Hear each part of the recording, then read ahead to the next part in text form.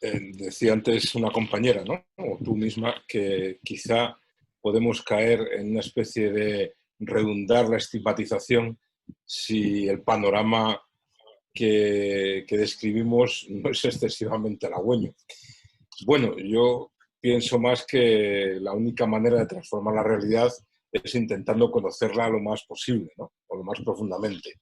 Y por eso a mí estos días pensando y buceando un poco así en datos más fríos, pero que creo que nos pueden dar idea, sacaba dos que me parece que configuran mucho la realidad de, al menos de nuestro distrito, ¿no? De Puente Vallecas o de Vallecas. Lo que pasa que también es verdad que es un distrito muy grande, ¿no?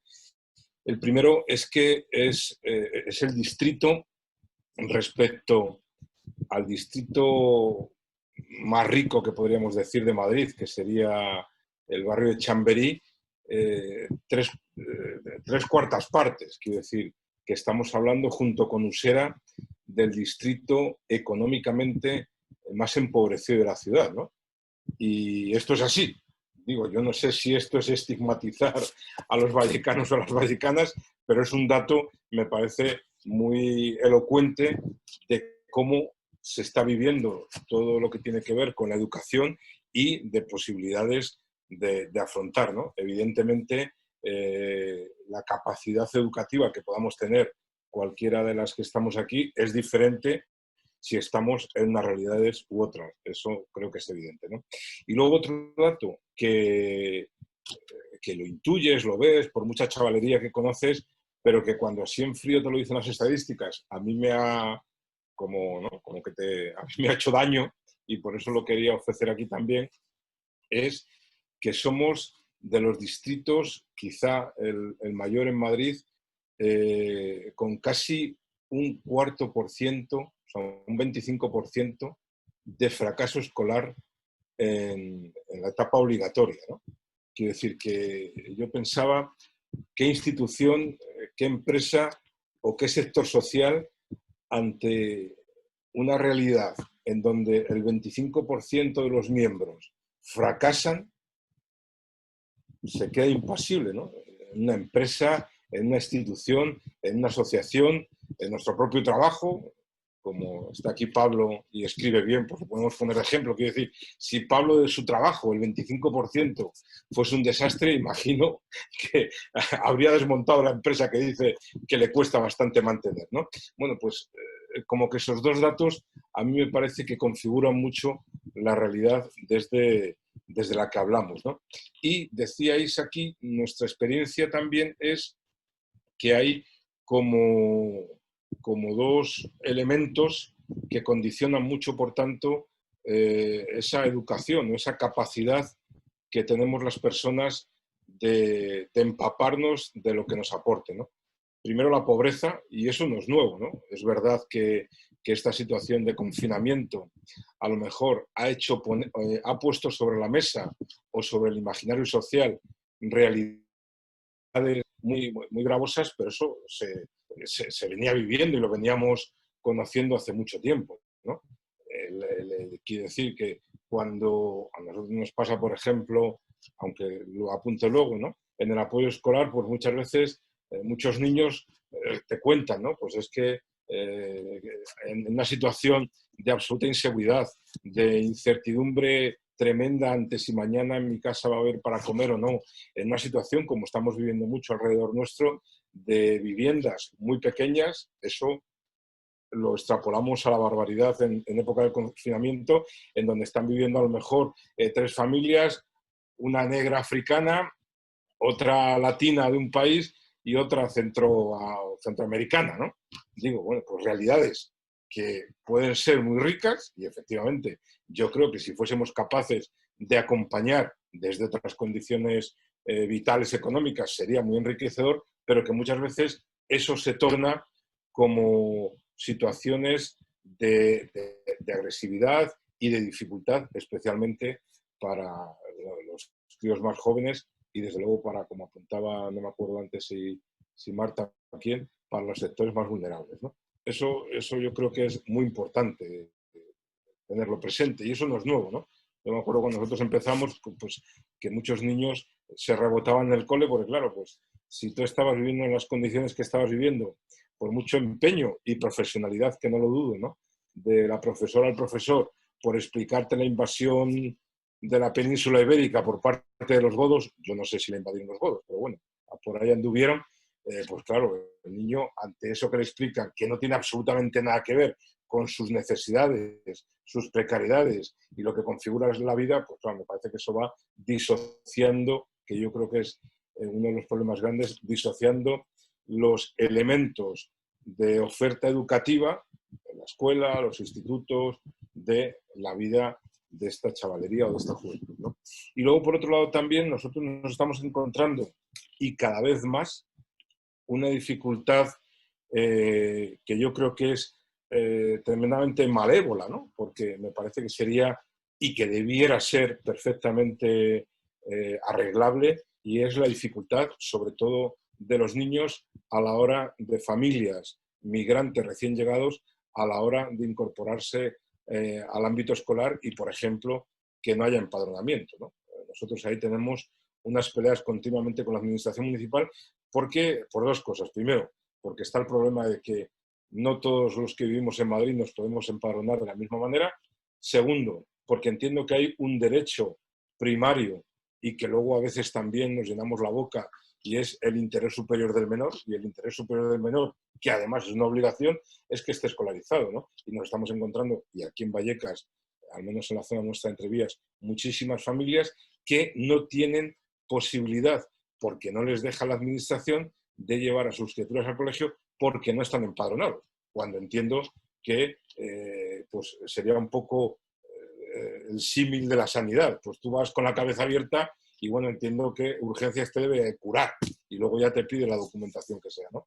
Tú llevas a un niño a la escuela pública y entiendo que te deben proveer una plaza, y luego ya el ver si la situación jurídico-reglamentaria de tu familia, pues cuáles, ¿no? Pero entiendo que prima el derecho del niño.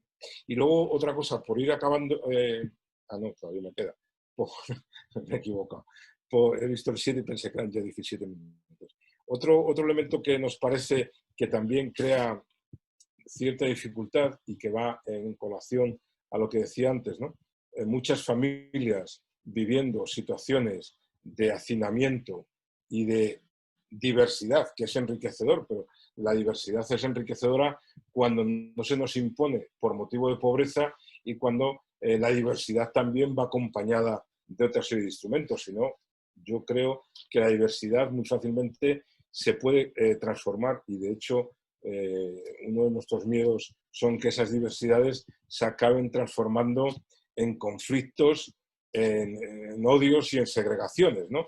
El parque de los latinos, el parque de los cameruneses, el polideportivo de los españoles. Bueno, esas diversidades que son ricas en sí, a mí me parece que tenemos, quiero decir, que desde todos los elementos educativos o proeducativos tendríamos que tener muy presente, ¿no?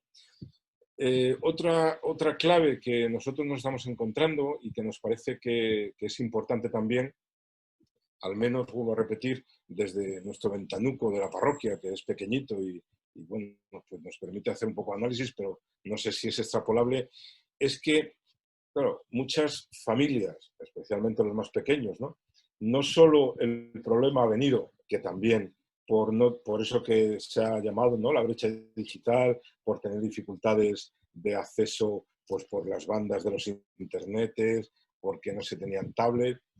Eso es verdad, pero a nuestro parecer también hay un elemento que creo que es previo, y es que muchas veces podemos tener las herramientas, y de hecho nosotros hemos tenido en estos meses de confinamiento, hemos acompañado a muchas familias que efectivamente tienen la herramienta, pero nos hemos vuelto a encontrar con que no siempre esa herramienta, es verdad también, porque nos pilló así de sopetón el confinamiento y el ver cómo se podía hacer, esas herramientas se saben utilizar para, bueno, pues para la educación o para el aprendizaje. Yo creo que los niños hoy son super masters todos de no sé qué juegos hay, los jóvenes y adultos del Candy Crush y esas cosas, y es verdad que el manejo físico de la máquina se tiene, pero creo que también es verdad que no siempre se sabe utilizar todos esos recursos que parece ser que existen y que se han ofrecido en aras de una educación, ¿no? Si a eso además le sumamos, vuelvo a repetir, el que ciertamente el número es importante de familias en donde o bien no había tablet, no había ordenadores, los móviles no lo permitían, o bueno, pues no había posibilidad por falta de saber de abrir el documento, que con toda la buena voluntad del mundo se mandaban en muchas ocasiones desde los centros escolares, por ejemplo, en PDF, pues claro, todo eso ha dificultado que aun teniendo la herramienta, pues se pueda acceder a un uso pues más allá del jugar o ver los partidos, que eso efectivamente todos los niños y jóvenes creo que lo saben hacer, ¿no? Entonces sí que me parece que la realidad de esa brecha digital que se ha llamado, yo creo que es importante y que en nuestro entorno también se ha puesto, bueno, pues se ha revelado. De hecho, cuando nosotros se abrió, digo que ya empezábamos a poder salir y volvimos a abrir físicamente la parroquia, las primeras demandas o necesidades que nos llegaban precisamente era de muchas familias y algunos niños, pero sobre todo las familias o los adultos que estaban muy angustiados porque, bueno, pues por el retraso que el no saberse manejar en la utilización de esas herramientas podía estar provocando en muchos niños, ¿no? Y luego, por otro lado, también porque la experiencia nos muestra que no siempre, no digo que nunca, pero que no siempre se puede acompañar, ¿no? Mi experiencia es que lo que no se conoce no se valora, ¿no? Por eso muchas veces a mí me da rabia cuando desde algunos prebostes políticos o técnicos o yo que sé qué, se acusa o se culpabiliza a las familias, digo, los adultos que tienen hijos o hijas o que acompañan jóvenes de que no valoran la escuela. Bueno, yo creo que mi experiencia personal es que no valoras lo que no conoces. Yo no valoro el esquiar. Pongo el ejemplo del esquiar ahora porque como estamos con tanto calor, a ver si la nieve nos refresca un poco. Yo no valoro el esquiar. Digo, si un día fuese a esquiar, me engancharía a esquiar.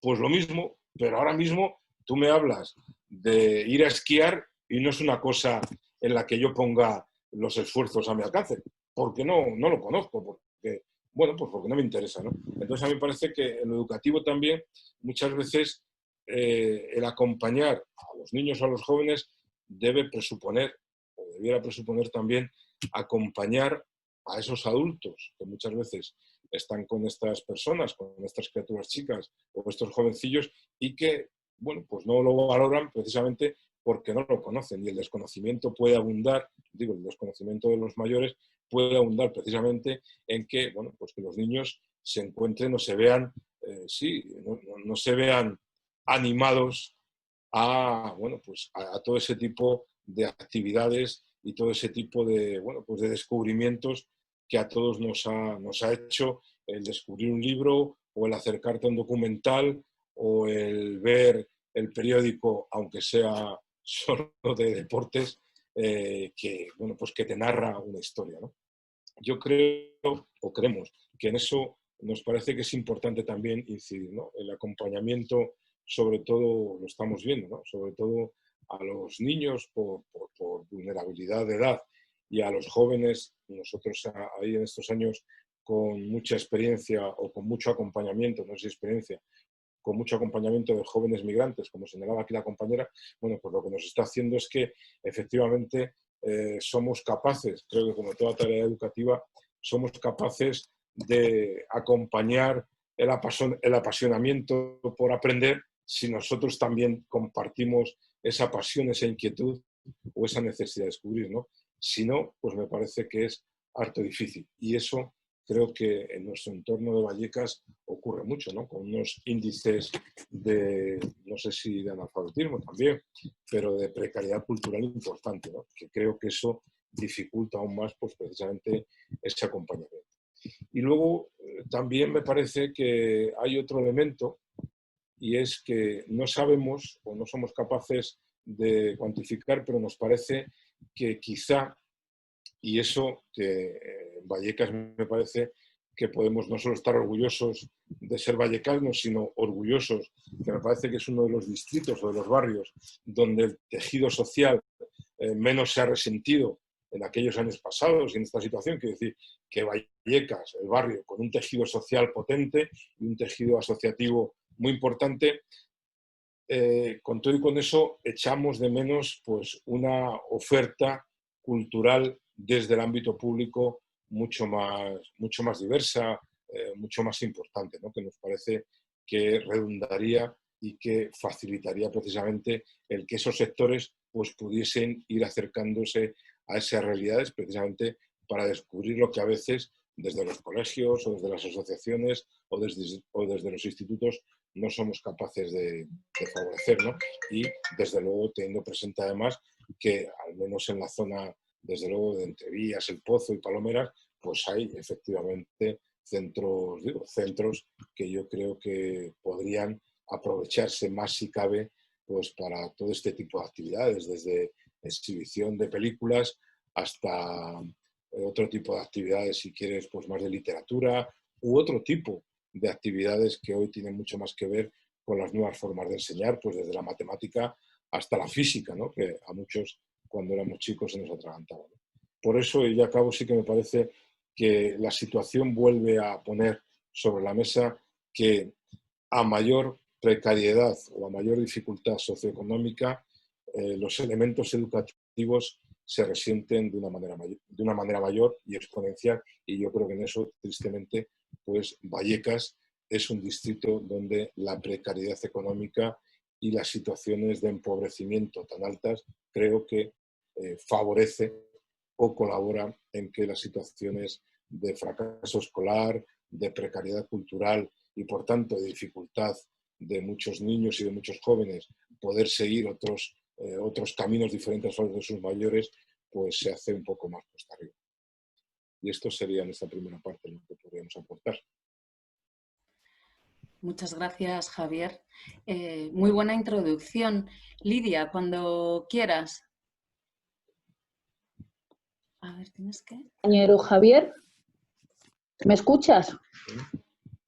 Espera. ¿Se me escucha?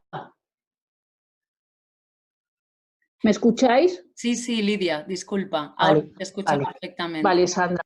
Yo en esta tarde, como ha dicho mi compañero Javier, el tiempo es oro.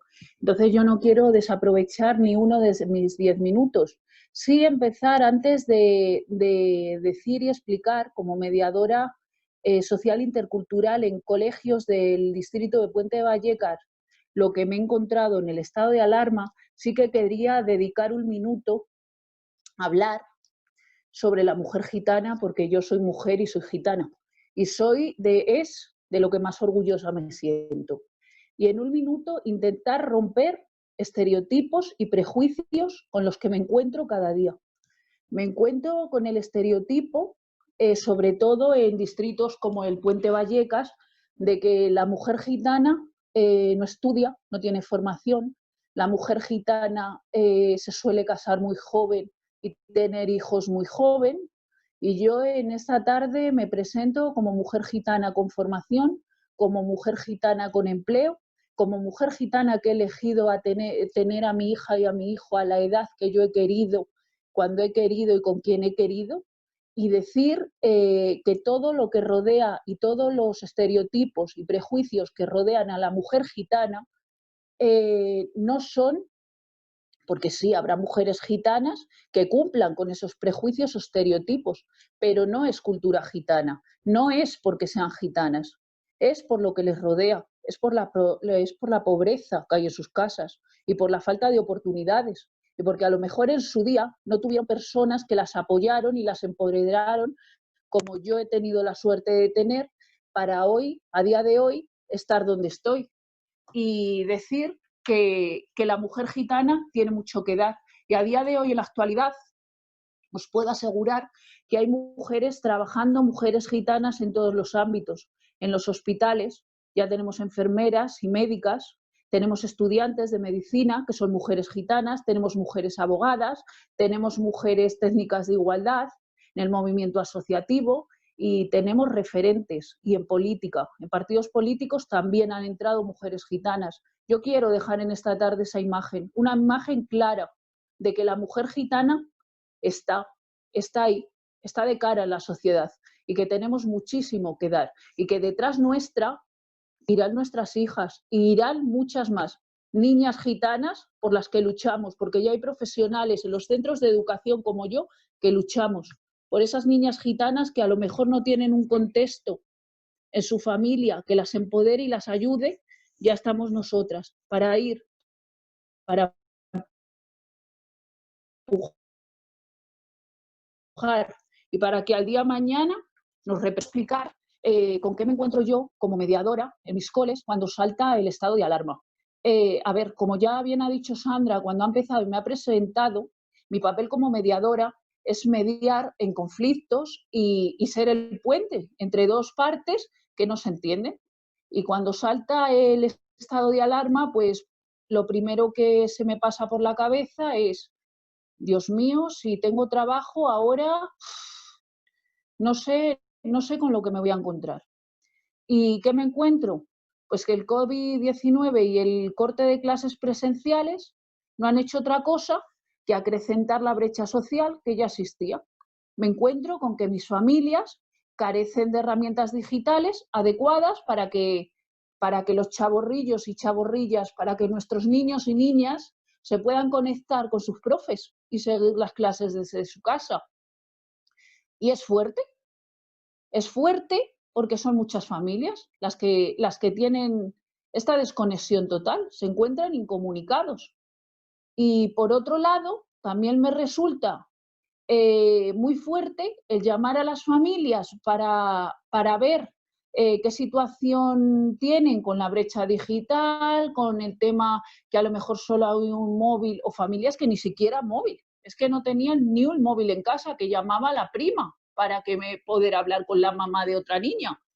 Y aparte de eso, que me dicen que no cubren las necesidades básicas en su casa, que se ganan la vida al día y que no tienen un plato de lentejas. Eso es lo que me encuentro. Y entonces, ¿cómo les voy a pedir que se preocupen de que su hijo o su hija hable con la profe o el profe si su preocupación, y lo entiendo porque la mía sería la misma, es que no hay un plato de lentejas en ese momento y no pueden salir a la calle a buscarlo? Y desde ahí me paro a pensar. Y eso es lo que me encuentro. Familias que no se pueden conectar con los profes. Familias que no llegan a fin de mes y que ya no pueden buscar, o incluso la red de familia que tienen no les pueden ayudar. Y es difícil, es un momento muy difícil. Y aparte de eso, también tengo familias que son contagiados por COVID-19 y se encuentran en pisos muy pequeñitos, donde es muy difícil aislarse. Y ante eso tenemos que ponernos en marcha. Yo soy un agente que tengo que resolver, y además que eso a mí me llega muchísimo, porque son mis familias y sin estado de alarma siempre intento conseguir los recursos y luchar por ellos, ahora más en el momento que estamos.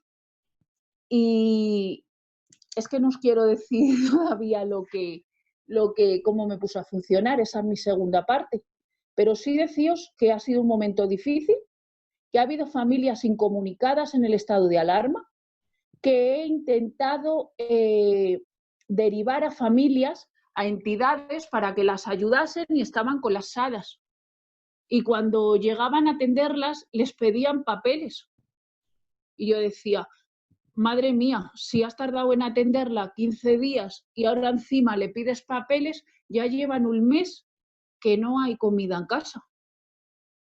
Y esa es una de las peticiones que hemos hecho desde mi red, porque yo trabajo en la red Federación Red Artemisa, que por favor se agilizaran las ayudas desde servicios sociales y otras entidades que ayudan a las familias vulnerables, a que llegase la ayuda sin necesidad de trámites, de papeleos, para que no se alargasen en el tiempo.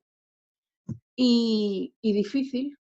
Mucho apoyo, mucho acompañamiento, muchas llamadas, trabajando de día y de noche a deshoras porque sintieran que había alguien con ellas, y han sido meses.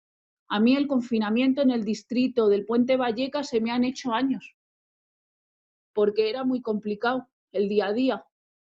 Y también teniendo que salir a la calle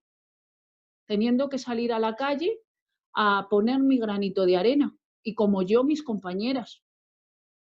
Y desde ahí, pues poquito a poco y luchando cada día, trabajando más que nada con el corazón, porque era un momento en el que si yo como madre, de manera personal, decía, madre mía, ahora a ver cómo va a ir esto del cole, cómo ayuda a la niña, cómo va a ir la Classroom, la plataforma, cómo subo tal, pues imagínate, como madre que no tienen herramientas.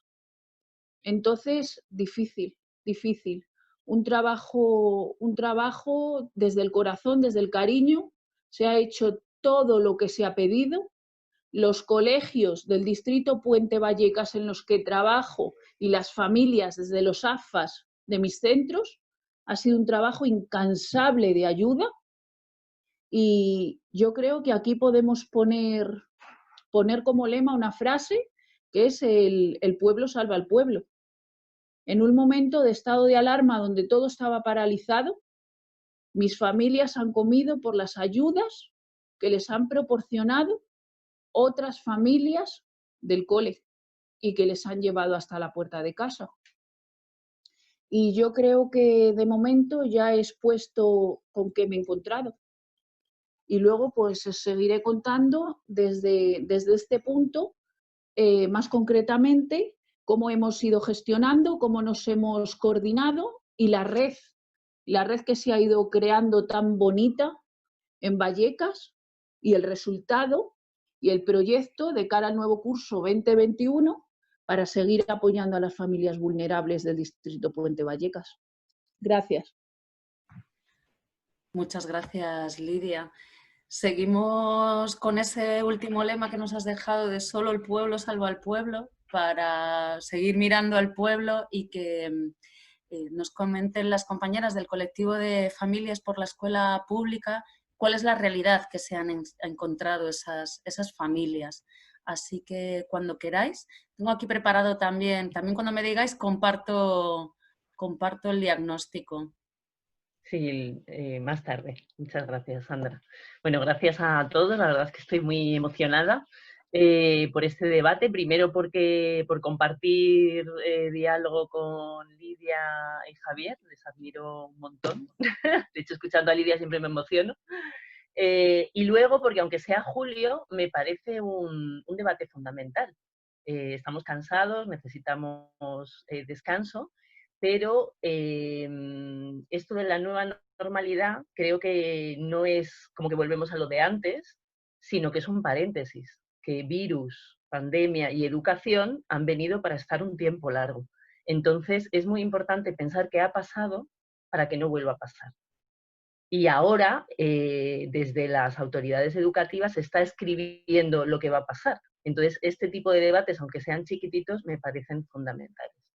Yo estoy aquí como miembro de una asociación de familias de un cole público, de Puente de Vallecas, y también como parte de un tejido que se ha ido generando, que hemos ido generando entre AMPAs en los últimos 2 años, de manera más o menos informal, contándonos cosas, esto cómo lo hacéis, cómo pasa en tu cole, cómo resolvéis esto, y ese tejido se ha ido estrechando cada vez más de manera muy bonita, y ese tejido nos permitió, cuando de golpe decretaron el cierre de colegios, ponernos a hablar, y casi cada una con el móvil, algunas incluso con fiebre desde la cama, algo tenemos que hacer. Esta intuición de manera muy temprana de que algo teníamos que hacer, yo creo que viene porque la escuela pública en Vallecas es un vertebrador social muy poderoso. Yo creo que se nota en el distrito que hubo, y ahí me alegro que esté Emilia con nosotras, que hubo un movimiento de renovación pedagógica muy potente en los años 70, 80, 90, y que eso ha dejado huella, y entonces en muchos colegios, o en varios por lo menos del distrito, hay una manera de hacer escuela que no es solo transmitir conocimientos, no es solo te sientas y aprendes las 4 reglas, sino que deja entrar la vida, ¿no? Y se preocupa y genera vínculos donde todos un poco nos preocupamos y vemos esas desigualdades, o sea, somos sensibles a ellas, no la vemos como eso que les pasa a otros que viven lejos, sino como lo que le pasa a los compañeros de mis hijos y a las familias con las que yo comparto cotidiano.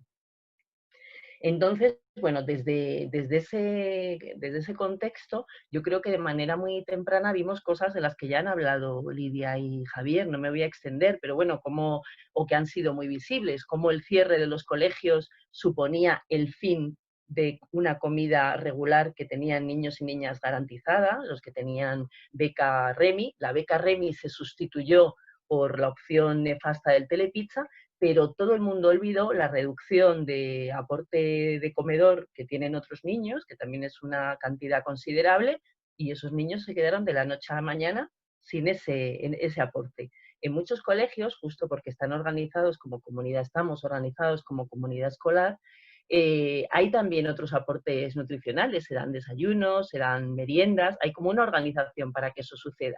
En el momento en que nos encerramos en nuestra casa, eso era muy difícil de sostener. Y al mismo tiempo, un montón de gente de la noche a la mañana se quedó sin ingresos. Porque no hay que olvidar que lo que se llama economía informal, pero a mí me gusta más llamar economía popular, porque son actividades igualmente dignas que el resto, necesitan la calle para desarrollarse. Si tú tienes un puesto en el mercadillo, otra pregunta, se cerraron los mercadillos y no las grandes superficies. ¿Por qué? Venden el mismo tipo de productos.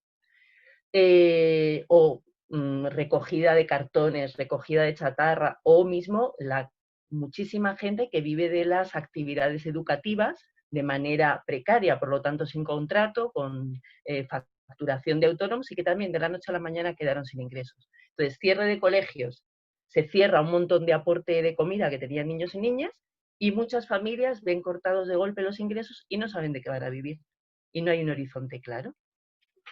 Y a eso, en esa situación que ya era de bastante debacle, se suma que de pronto no hay escuela. Nos hicieron creer que trasladar la escuela a la plataforma, a la Classroom era mantener la escuela.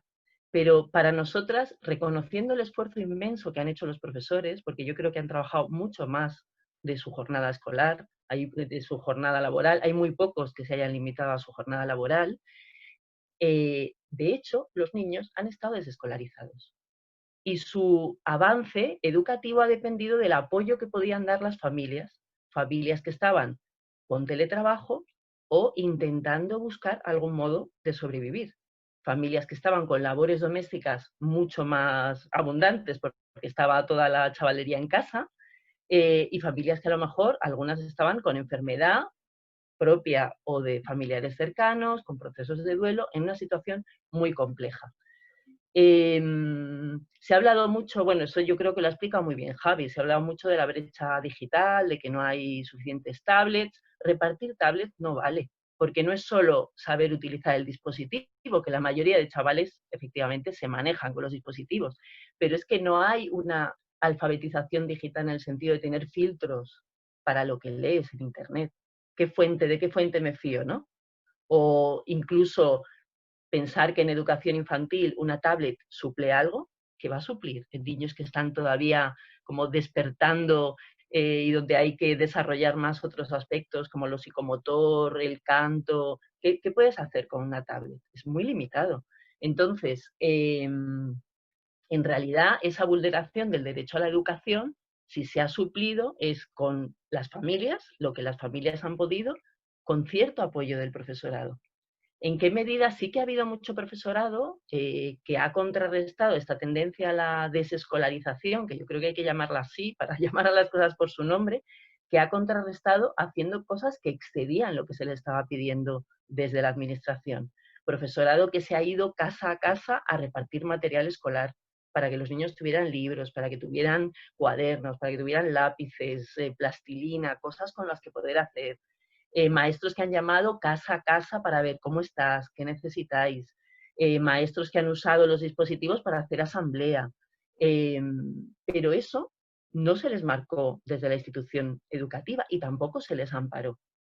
Entonces, si volvemos a un confinamiento, hay que decir que durante ese tiempo los niños están, si el plan es igual que el que ha habido, están desescolarizados. Cuando se habla, por ejemplo, de la educación semipresencial, es una semidesescolarización. Porque justo la escuela no es solo transmitir contenidos, no es solo rellenar algo que puedes hacer con una aplicación. Tiene que ver, y sobre todo en las edades tempranas, o incluso en realidad en toda la escuela obligatoria, tiene que ver con interacciones sociales, que en la pantalla se ven súper empobrecidas, tiene que ver con desarrollo psicomotor, que en la pantalla está súper reducido, tiene que ver con desarrollo sensorial, de nuevo en la pantalla reducidísimo. Entonces, como familias nos parece muy importante dejar, a la vez que reconocemos la labor ingente del profesorado, dejar claro que el derecho a la educación se ha visto vulnerado. En el caso de todos los niños y cuando las familias no lo han podido suplir, doblemente. Y combinado con eso, que las familias, en la mayoría de los casos las madres, han soportado un peso sobrehumano. Se intenta culpabilizar a las madres diciendo que es que la escuela no es un aparcadero de niños. Entonces, si no se puede hacer escuela, no se puede, y ocúpate tú. Y eso es culpabilizarlas, porque la tarea de cuidar a un niño, alimentarlo, conseguir los ingresos, sostener un hogar, no puede recaer en una sola persona. Eso es sobrehumano. Y ya si esa persona encima no tiene recursos, todavía más sobrehumano. Y al final lo que hacemos es, al más vulnerable, que es el niño y la niña, en el fondo le estamos dejando prácticamente solo, cuando hacemos recaer todo sobre las espaldas de las madres. Entonces, bueno, esto es un poco lo que, no tan articulado, sino más en momento de indignación, íbamos compartiendo y conseguimos, lanzamos esto que le llamábamos el plan de choque para la infancia. Luego lo contará mejor Carmen, que también participó de manera muy, muy activa, pero en esta primera ronda de diagnóstico quería compartir un mapa que hicimos en unas asambleas, un par de asambleas públicas que convocamos, públicas, pero vamos, por estos plataformas online, por un Jitsi. Ese mapa no participamos solo familias, sino que también, bueno, de hecho estaba también María Jesús de la FAPA Giner de los Ríos, había gente de la Mesa de Educación, bueno, hubo muchos actores implicados. Entonces ahora, si lo puedes compartir, Sandra, íbamos viendo, este es el segundo mapa que hicimos a partir de, bueno, el panorama que veía cada uno en estas condiciones de confinamiento. Y entonces, veis, hicimos como estos tres bloques, ¿no? La educación inclusiva, que sentíamos que estaba totalmente en crisis, porque la única educación inclusiva es la educación presencial. Luego poníamos las condiciones de vida, que muchos niños y niñas tenían sus condiciones de vida claramente en riesgo. Con un papel muy importante de la crisis alimentaria y también de la crisis habitacional. Hubo gente de la PA que también participó en estas asambleas de diagnóstico. Y luego poníamos la cuestión de los cuidados, como las familias estaban muy sobrecargadas y sobre todo las madres. Entonces, bueno, este documento os lo podemos enviar luego si os interesa. Pero a medida que la gente iba lanzando cosas lo íbamos añadiendo. También estaba la parte del miedo, que nos preocupa mucho ahora en la reincorporación en septiembre, porque habrá familias que no lleven a sus niños y niñas por el miedo. Y también esto tiene que ver con una alfabetización digital, porque están llegando muchas noticias contradictorias a través de los teléfonos móviles y las distintas plataformas, y muchas familias no tienen manera de filtrar, de saber a qué fuente dar credibilidad. Entonces esto va a ser todo un reto para el otoño que viene. Y ya creo que me he excedido en los minutos que me tocaban. No sé si Carmen quiere complementar algo de lo que he dicho.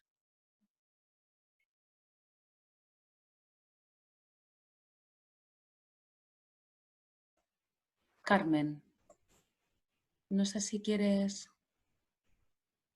Que comentaba que yo creo que Marta lo has puesto fenomenal, lo que en el contexto en el que se desarrolla el plan de choque social para la infancia. Y no me extendería mucho más.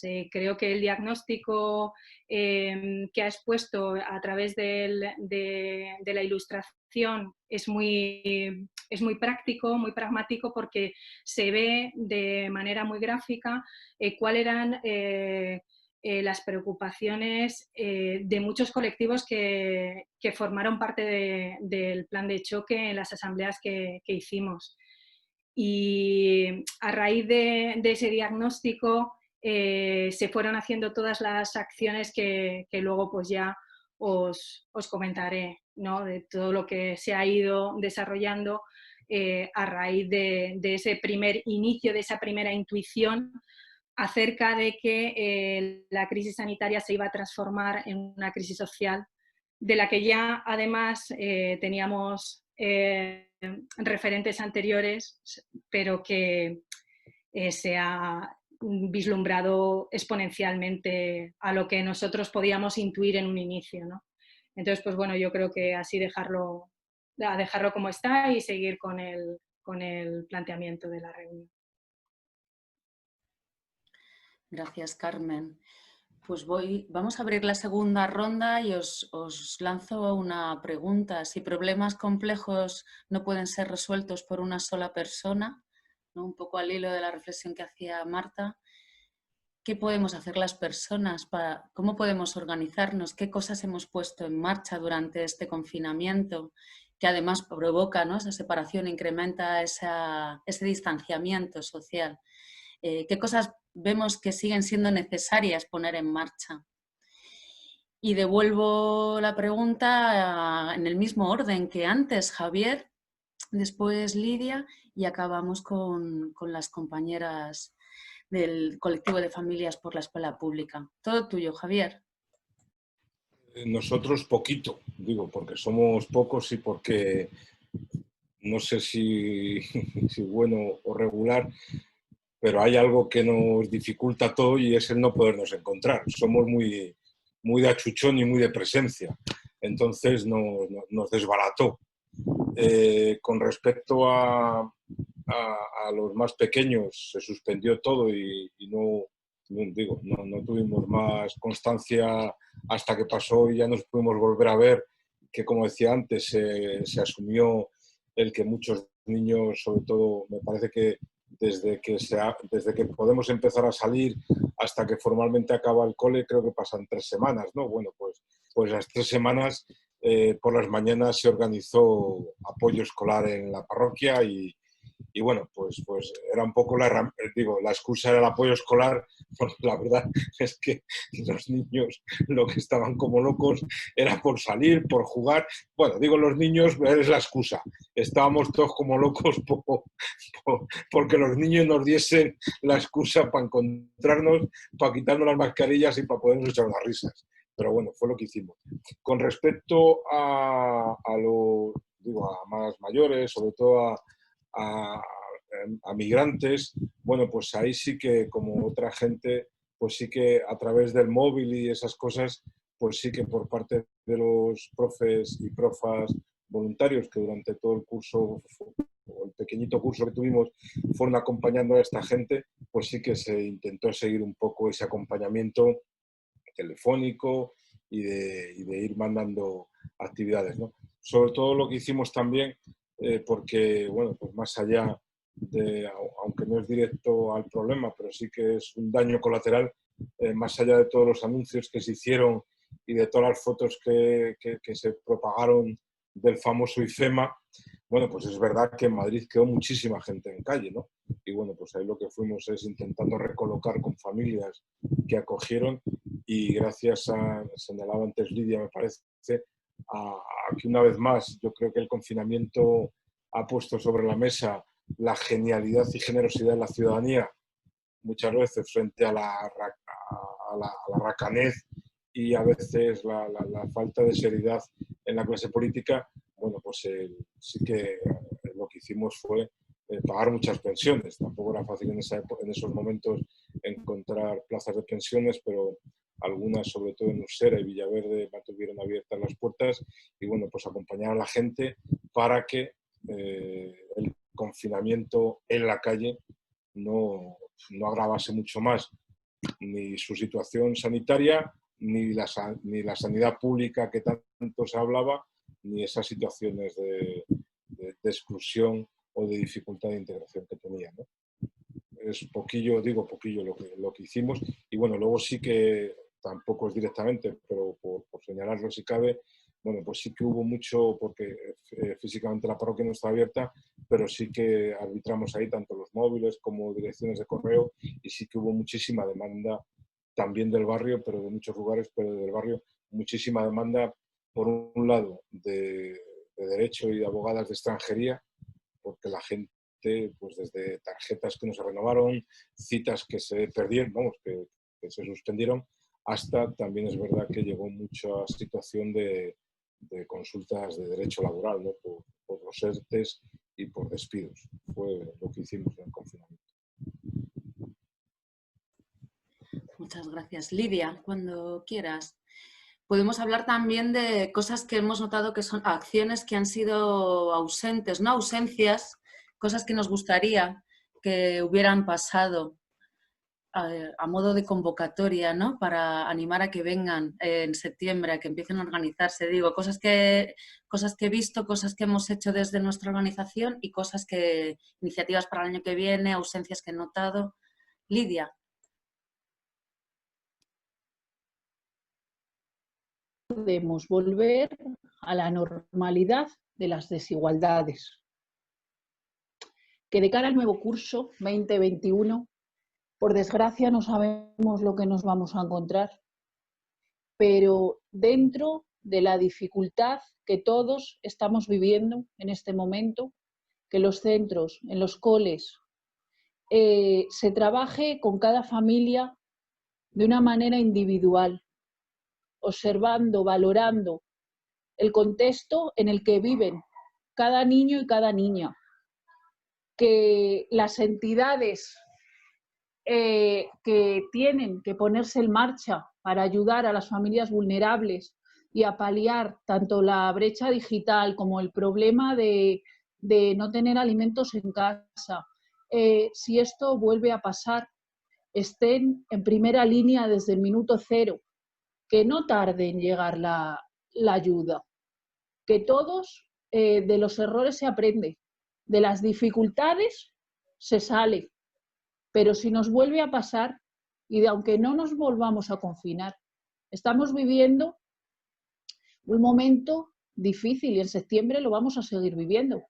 Que se sepa ya la forma de trabajar, cómo tenemos que hacerlo, cómo llegar para no volver a normalizar las dificultades y las desigualdades, porque ningún niño ni ninguna niña tiene por qué sufrir el no poder tener el derecho a la educación.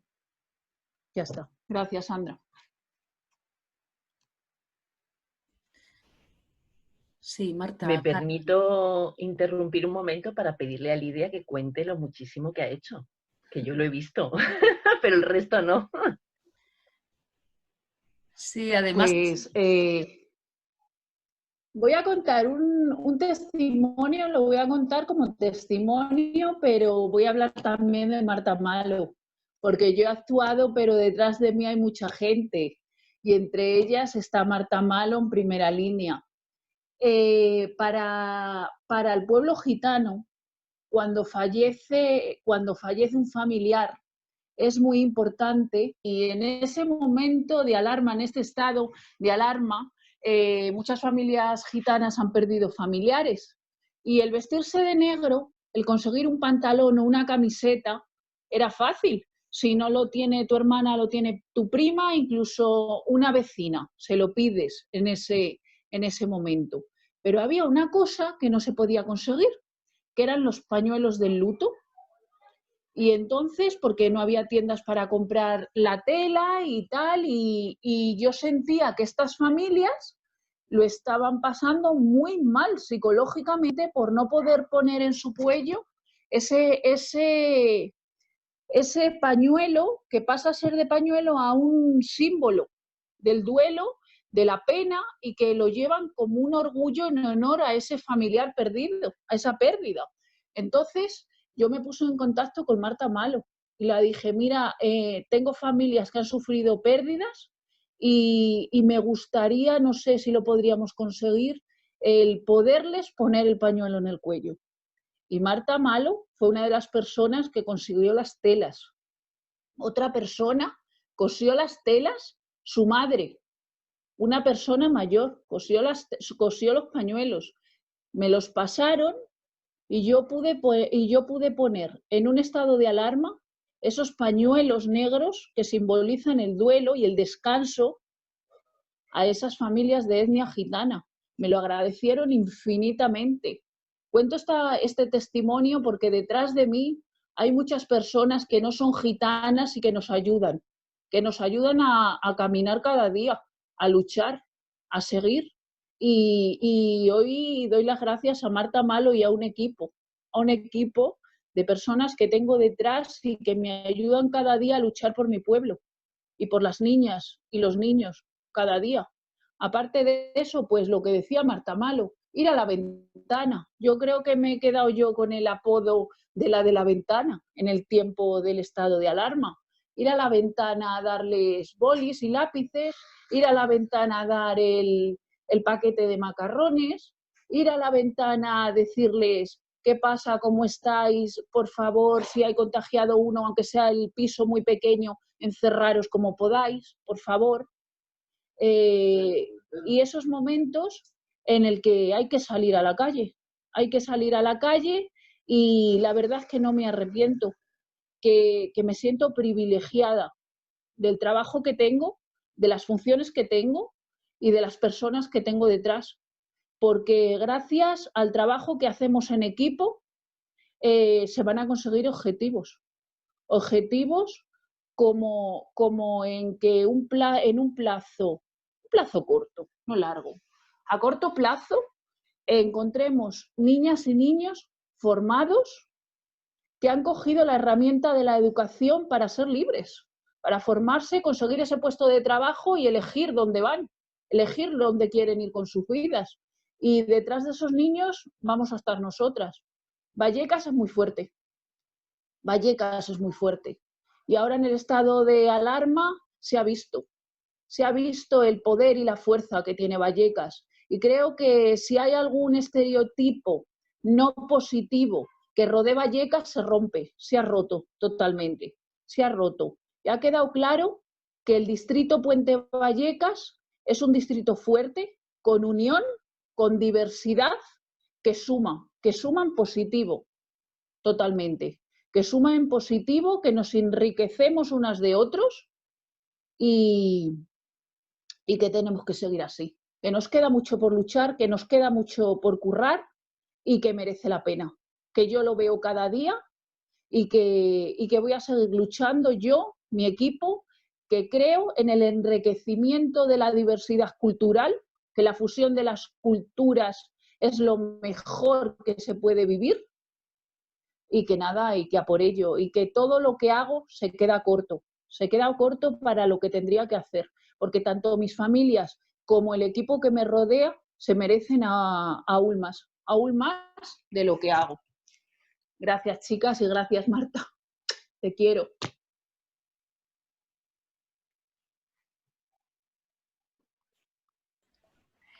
Nos hemos quedado sin palabras ahora mismo, pero estoy segura de que Carmen y Marta nos van a ayudar a quitarnos esto que se nos ha quedado aquí gracias a las palabras de Lidia. Carmen, cuando quieras, tengo preparadas también los documentos. Vale, bueno, pues un poco después de la emoción de las palabras de Lidia, es bueno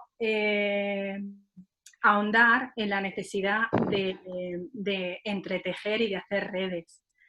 Y creo que las familias por la escuela pública y su plan de choque, una de los objetivos fundamentales era esto, ¿no? El crear crear una red ante unas dificultades que intuíamos que iban a ser bastante grandes, tanto por un lado, por las cuestiones que tienen que ver con la falta de escolarización, ¿vale? Y por otro lado también porque estar en el barrio o pertenecer a un barrio como Vallecas, como bien decía Javier, nos hace ver desde hace tiempo que existen unas brechas sociales, por decirlo de alguna manera, que con muy poquita intuición puedes vislumbrar lo que va a venir con la puesta en marcha del estado de alarma y de la crisis sanitaria. Entonces, el plan de choque surge enseguida, de hecho. El plan de choque surge el día 10 de marzo de 2010, es cuando desde la Comunidad de Madrid se plantea la finalización de las clases presenciales, y el día 14 de marzo, perdón, es cuando comienza el estado de alarma y el estado de confinamiento. Y el plan de choque ya a partir del día 15 de marzo ya estábamos viendo a ver qué podíamos hacer con todo aquello que se nos venía encima, porque como ya hemos dicho anteriormente, la escuela es mucho más que el acceso al contenido curricular. La escuela es un vertebrador social, y como vertebrador social, si nos la quitan, nos quitan muchas cosas. Nos quitan acceso a la alimentación básica, nos quitan acceso a determinados conocimientos transversales que nada tienen que ver con lo curricular, ¿no? que son conocimientos que van mucho más allá del acceder de una manera digital a determinados contenidos en matemáticas o en ciencias naturales. Es decir, la escuela es mucho más que eso. Y si se cierra la escuela, se cierran muchas cosas y muchas necesidades de las familias se ven abocadas a romperse de facto sin la escuela. Entonces, bueno, pues desde el plan de choque, el plan de choque social surge muy, muy, muy rápido a través de las familias por la escuela pública. Se ve que existen muchas veces que se nos vienen muchas necesidades encima y que tenemos que hacer algo para que las administraciones den respuesta. Es decir, más allá de todas las cosas que nosotras podamos hacer en confinamiento como familias, tenemos que denunciar a las administraciones que pongan medios. Entonces, enseguida hacemos un escrito en forma de manifiesto que lanzamos por correo electrónico a las diferentes administraciones, un poco con esa intuición que nosotros tenemos. Oye, mira, que es que tenemos cierre de comedores escolares, que tenemos niños y niñas que no tienen acceso a plataformas digitales. Todo esto tiene que haber un plan de choque social integral para hacer frente a todo esto, porque es difícil que las familias hagan frente a esto sin ayuda de las administraciones. ¿Qué ocurrió? Que las administraciones desaparecieron. Y de hecho, nosotros el día 25 de marzo, ya con todas las 80 adhesiones que pudimos obtener de colectivos a los que pensaban o que intuían más o menos las mismas cuestiones que planteábamos en el manifiesto, lanzamos ya la petición a la administración. Y de todas las administraciones a las que hicimos llegar un poco pues las denuncias, solamente la Consejería de Educación nos dio respuesta, y la respuesta fue completamente laxa o parcheada. Es decir, se nos dio respuesta acerca de los menús de Telepizza, se nos dio respuesta acerca de la implementación de la plataforma de Educamadrid. Se nos dio respuesta a que determinadas empresas o grandes multinacionales iban a hacer frente a esta brecha digital, pues dando dispositivos a familias, sobre todo de familias con niñas y niñas en bachillerato. En fin, que eran parches que a nosotros pues no veíamos que no respondían a las necesidades integrales y estructurales que a los planteamientos que nosotros hacíamos. Entonces, bueno, pues a raíz de mover todo esto, os digo, desde el confinamiento más absoluto, es decir, de personas que están teletrabajando, a cuidado de sus niñas y de sus niños, haciendo trabajo escolar y demás, pues cómo podíamos, a través de, también nosotros, a través de recursos tecnológicos, intentar hacer esta labor de un poco de denuncia, ¿no? Bueno, pues dado que las contestaciones de la administración no nos respondían a nada claro, y lo hemos visto después, pues cómo han ido llegando actuaciones que tienen que hacer, por ejemplo, los colegios, o desde la administración ponen una serie de pautas para cómo nos podemos incorporar en septiembre y demás, pero en realidad de lo que se trata es de que necesitamos recursos y recursos humanos y recursos económicos para enfrentarnos a septiembre de una manera más o menos solvente. Pues vemos que eso no se está dando de ninguna de las maneras, ¿no? No se está respondiendo en ese sentido, se está respondiendo pues otra vez con parches, ¿no? Pues bueno, pues oye, pues mira, te mandamos mascarillas, te mandamos unas instrucciones para cómo volver al curso que viene, pero en realidad las cuestiones básicas que tienen que ver con el aumento de recursos y el aumento del personal, pues no aparecen por ningún lado. De hecho, parece ser que cuando lleguemos a septiembre estamos igual que siempre, pero bueno, pues con un montón de alcohol para las manos y unas mascarillas, y bueno, pues que un poco otra vez que las comunidades educativas se busquen la vida de la manera que mejor puedan ellas.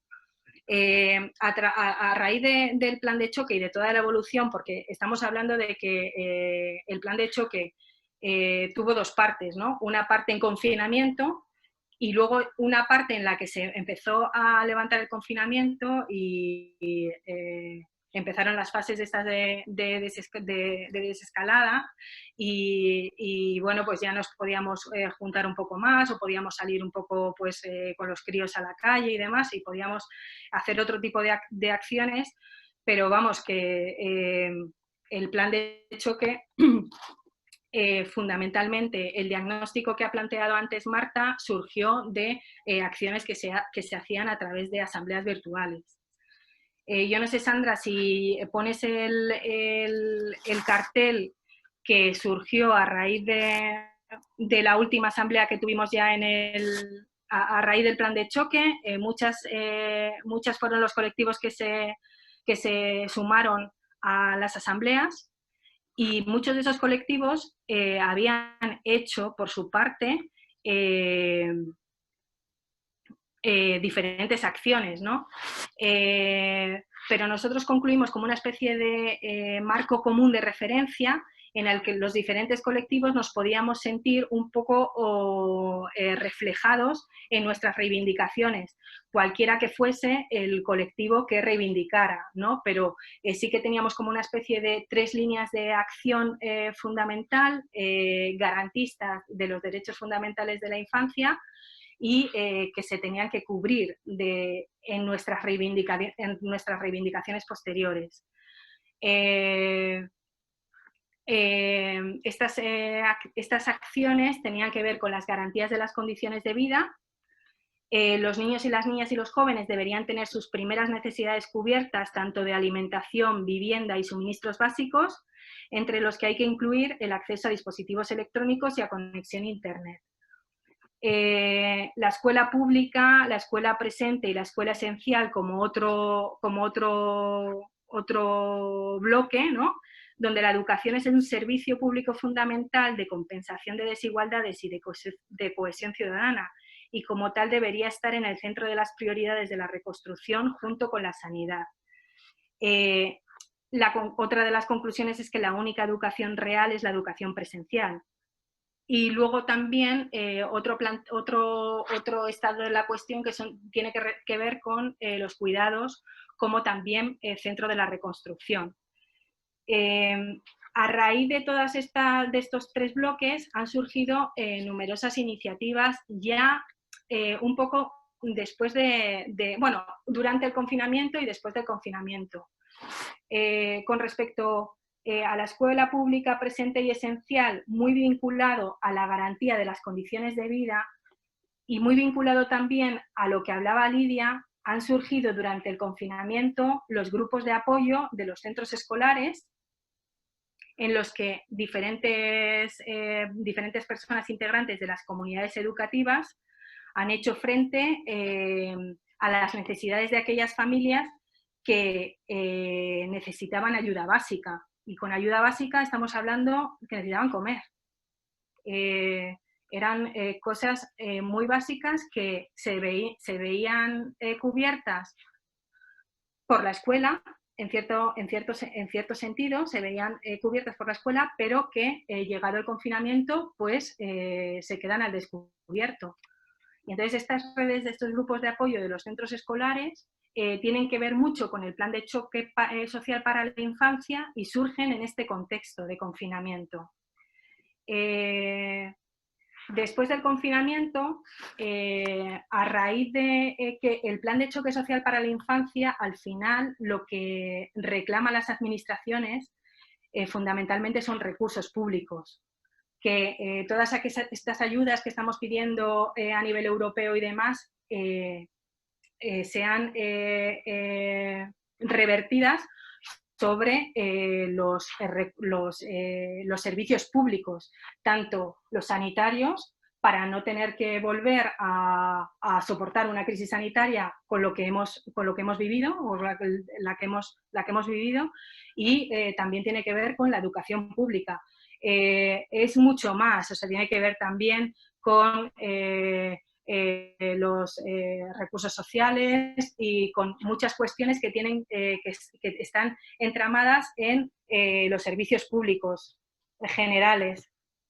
Entonces, a raíz de esta necesidad, por ejemplo, surgió, no sé si lo habéis oído, o hace poco, una manifestación que hubo, la manifestación por lo público, que convocaba la Plataforma por la Educación Pública de Vallecas, la Plataforma por la Sanidad también en Vallecas y las asociaciones vecinales de Vallecas. Entonces, esto fue una acción a la que las familias nos sumamos en el contexto de este plan de choque social para la infancia, reclamando recursos públicos para los servicios públicos.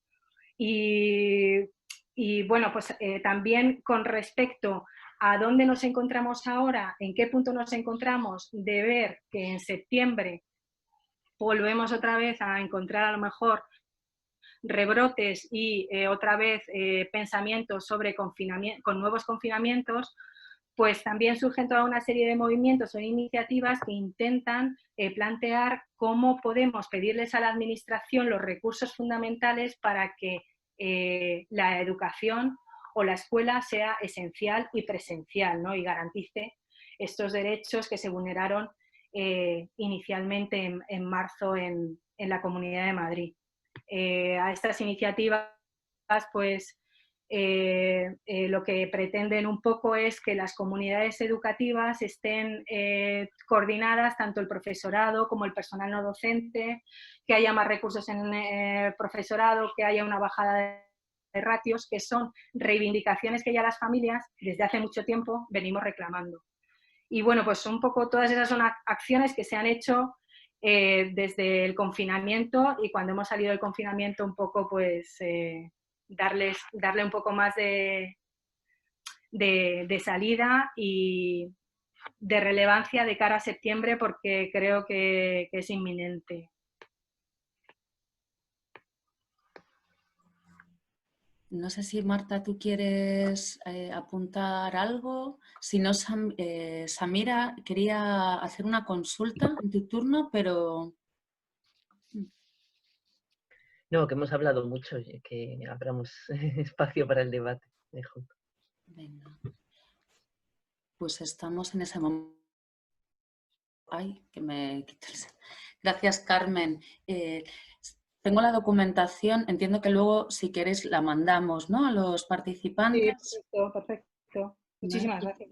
Nada. Y el plan de choque, pues, Samira, abrimos turno, abrimos los micros, así metafóricamente, para bueno, empezar a intervenir.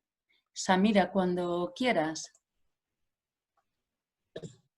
Bueno, la verdad es que ha sido muy interesante, ¿no? He tomado muchas notas y ya me he perdido ya de tantas cosas de las que he apuntado, ¿no? Me ha parecido muy interesante todas las ponencias, chapó por todas ellas, porque ha sido una labor bastante trabajada y habrá costado lo suyo.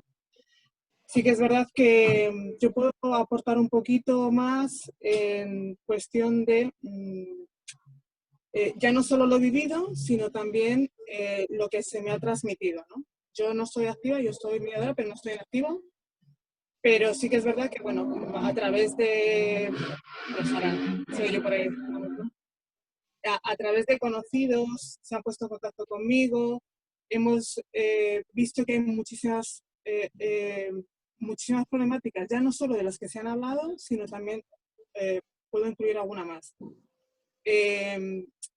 Hay muchas personas que ya no solo viven en Vallecas, en Usera y todo esto, sino que, por ejemplo, en colegios, institutos, en barrios mejor colocados, también han tenido problemas de economía, de que se han quedado sin ingresos y también se han visto perjudicadas también las familias, ya no solo en cuestión de económica, sino se han visto como, pongo entre comillas, excluidas por parte de los centros escolares. Y digo excluidas porque, por ejemplo, el material no ha sido suficiente, no se han habilitado para nada por parte del centro las herramientas, digamos, porque sí que es verdad que en otros colegios se ha facilitado el trámite de facilitar tablets, tarjetas móviles para poder tener conexión. Pues en estos colegios, por ejemplo, en el distrito de Moncloa, Aravaca, no se ha contado con que hay familias en los colegios que sí que han tenido problemas económicos, que no han tenido herramientas suficientes y que por más que se les ha comunicado de que no tienen las herramientas suficientes, pues como que se les ha dejado ahí a su bola, ¿no? Bueno, vamos a intentar solucionarlo, pero se ha terminado el curso y siguen intentando solucionarlo. Entonces me ha parecido, eso es una exclusión, eso es una discriminación, porque claro, son poquitos los niños que tienen problemas económicos en esos colegios. Entonces no se ha contado con ellos.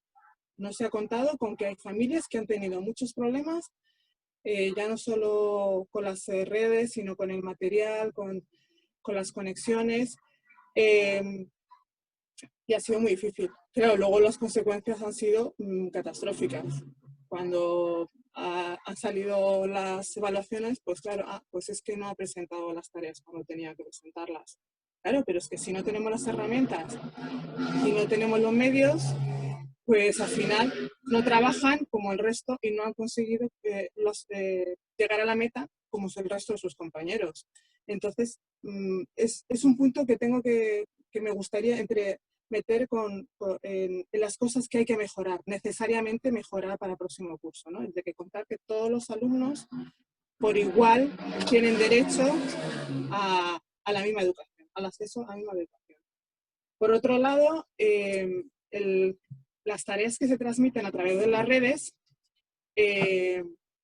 pues como bien habéis dicho, no todo el mundo tiene el acceso, pero sí que es verdad que no todos los profesores, profesoras, han trabajado de la misma manera para facilitar que todos los niños tengan ese aprendizaje por igual. Por ejemplo, hay profesores que han utilizado 1000 herramientas para explicar los temarios que han ido avanzando, ¿vale? Pues ya sea por vídeos, ya sea por videollamada, ya sea por subir vídeos a YouTube, ya sea por grabaciones, conversaciones mediante Zoom. Pero hay profesores que lo único que hacían era mandar el mensaje vía correo electrónico, hacer de la página tal a tal, y ya está. Perdona, ¿quién va a explicar a esos niños el temario? ¿Quién va a explicar a esos niños lo que tiene que hacer?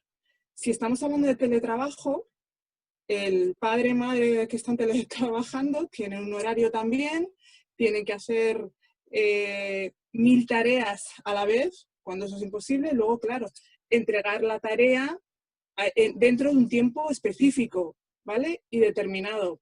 ¿Cómo vas a hacer tú a la vez que estás teletrabajando? Explicarle a tu hijo o a tu hija o a tus hijos, porque en los hogares, gracias a Dios, creo que vamos teniendo ya más de uno. Y si sobre todo son de diferentes edades, ¿cómo vas a explicarle cada uno, tema por tema, lo que tiene que saber para hacer las tareas que se les han mandado? Y ya no solo estamos hablando en español, sino que también estamos hablando de inglés, ¿vale? Porque inglés ahora mismo está en todos los colegios. No todo el mundo tiene inglés, no todo el mundo tiene las herramientas tecnológicas y no todo el mundo ha tenido el mismo... las mismas herramientas, o sea, no todo el mundo ha recibido la misma enseñanza por parte de los profesores, ¿vale? O sea, yo pido aquí que una de las cosas que se mejoren para el próximo curso es que los mismos profesores se reciclen. Y cuando digo reciclarse es que aprendan también a manejar las herramientas tecnológicas, porque para eso están, y eso ha facilitado mucho que los niños, a través de vídeos, a través de grabaciones, a través de lo que sea, hayan entendido las explicaciones del temario y todo esto. Pues hay profesores que no los han utilizado, que no han aprovechado estas herramientas precisamente para hacer llegar a los niños toda esa educación que tendrían que tener presencialmente y que no tendríamos que tener los padres, porque no es obligación de los padres el saberse todo el temario y explicar todos los temarios, ya sea en español o sea en inglés, ¿no? Es muy difícil. Luego también por ejemplo, como habéis dicho, se les ha facilitado tablets o se les ha facilitado tarjetas, esto, pero no ha sido inmediato, ¿vale? Sí ha habido muchas facilidades de todo este material, pero no ha sido inmediato. Entonces hemos perdido mucho tiempo de por medio, ¿vale? Ya no solo de esto, sino que también, como bien ha dicho Lidia, es la alimentación. O como bien ha dicho Marta, hay niños que no solo están en el comedor a través del REMI comían, ¿vale? Pero hay niños que sí que es verdad que a través de me saldrá ahora, precio reducido, también se han quedado sin comer, ¿vale? Aunque ya sabemos todos que la pizza no ha sido nada saludable y no ha sido un buen tino, pero tendríamos que, yo qué sé, presionar de alguna otra manera para decir que aquí hay más niños, ya no solo de REMI, sino que más niños que no han tenido para nada ningún ingreso y ningún alimento, como había dicho Lidia. No es tan fácil decirle a un niño, oye, pues hoy come lo mismo que ayer, ¿sabes? O hoy no tengo leche para darte, o hoy no tengo cualquier cosa. Es que todo el marrón, y con perdón, se lo tragan las familias. Y eso no es fácil, y es día tras día, y es semana tras semana, y hemos estado 4 meses, y oye, pues yo qué sé. Y a mí me choca muchísimo que precisamente tengamos que tirar de entidades privadas, que son las que han estado dando la solución a todas estas familias, en vez de las administraciones y el Estado, ¿vale? Ha sido lamentable ver las colas tremendas para un carro de alimentación, que esos son incluso alimentos no perecederos si se llega al final de la cola, o sea, al principio de la cola. Entonces, es muy, muy difícil. Y luego también, y ya termino para no abarcar mucho, la necesidad de que se atienda por parte de los colegios individualmente a las familias. Es decir, vamos a ver, conocemos a las familias, ya están en el colegio, pero yo creo que los colegios tienen conocimiento de que cada familia, qué familias son más vulnerables que otras y que no han podido seguir, digamos, ese seguimiento educativo hacia los niños. Es decir, ese contacto, que yo sé que hay profesores que habrán llamado, pero puedo contar muchísimas que no ha sido así, ¿no? Es decir, vale, me llamo mi profesor, pero ¿cuántos podemos contar de los cientos de miles que hay niños en Madrid, por ejemplo, ¿no? Yo no estoy hablando de toda España, sino dentro de Madrid, que les haya llamado el profesor y decir, a ver, ¿cómo vas? ¿Qué te preocupa? ¿Qué no tienes? ¿Sabes? O hablar con los padres y decir, a ver, ¿estáis sabiendo cómo continuar con los niños?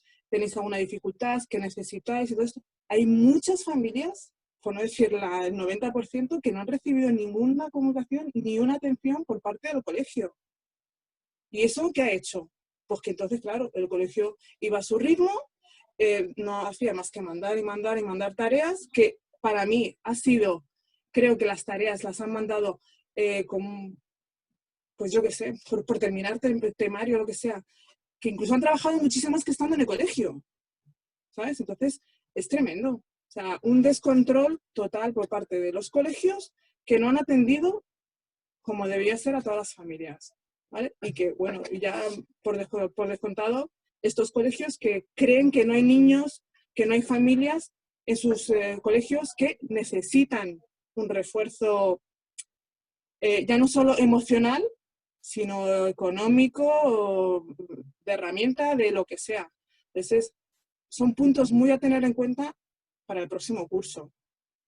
¿Sabes? Porque si no nos vamos a quedar para atrás. Si estamos diciendo que nuestro futuro son los niños, si no tiene una base, de educación, una base de respeto, una base de aprendizaje, luego nos quejamos de que la juventud pues no ha hecho nada y que hay un abandono y hay que, pues, claro, si no trabajamos desde ahora, pues ¿cómo queremos que estos niños vayan siguiendo adelante y tengan un pensamiento de futuro? Pues al final lo van a abandonar todo porque al final ellos mismos notan que no están siendo aceptados por el resto por la sociedad. Es decir, si la sociedad a mí ahora mismo me está discriminando por lo que sea, no solo racialmente, culturalmente, no, o sea, a eso se le añade ya todo, ¿sabes?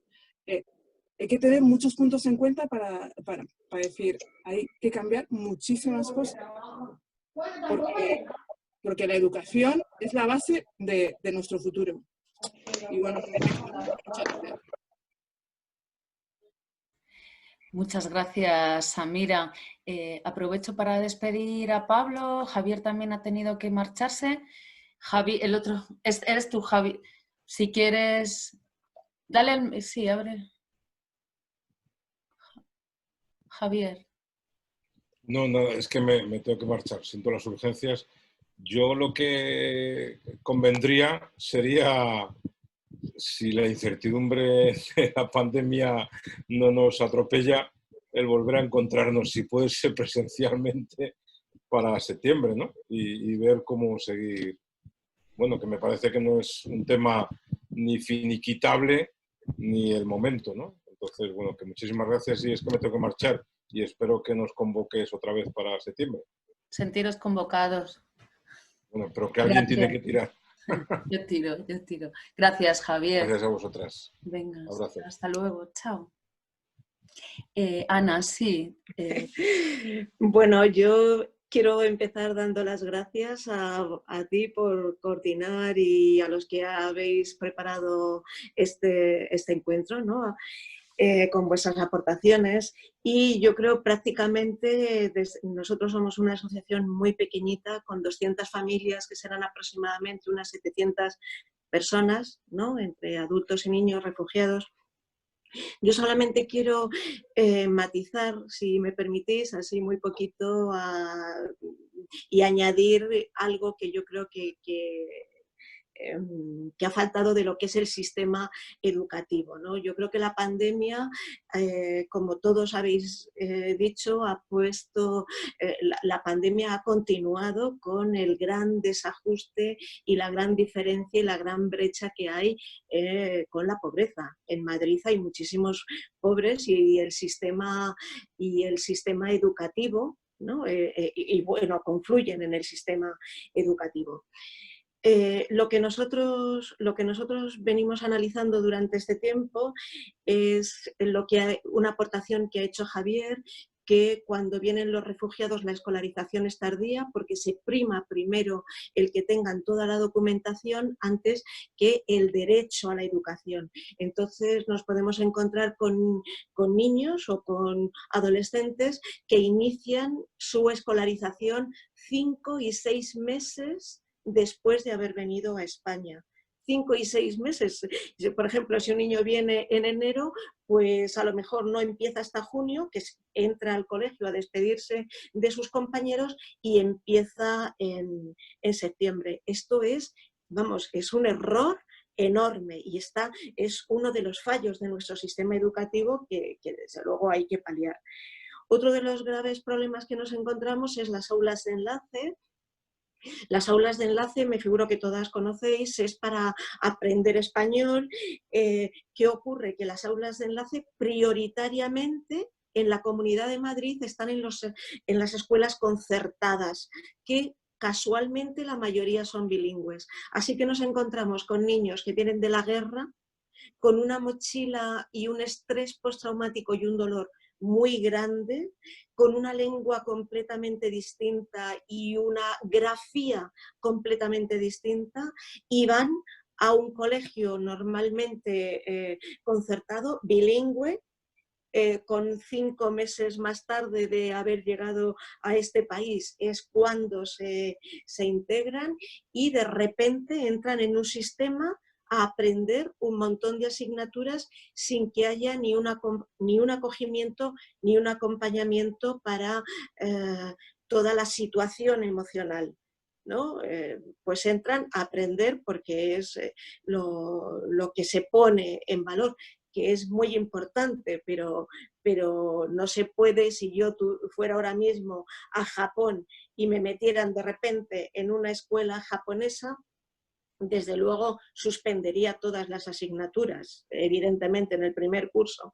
Nos encontramos que algunos de estos adolescentes vienen a lo mejor de Líbano o de Jordania o de Turquía con unas notas espectaculares, pero justamente por cómo es nuestro sistema educativo, entran en un fracaso escolar que les aboca a repetir y a salir del sistema.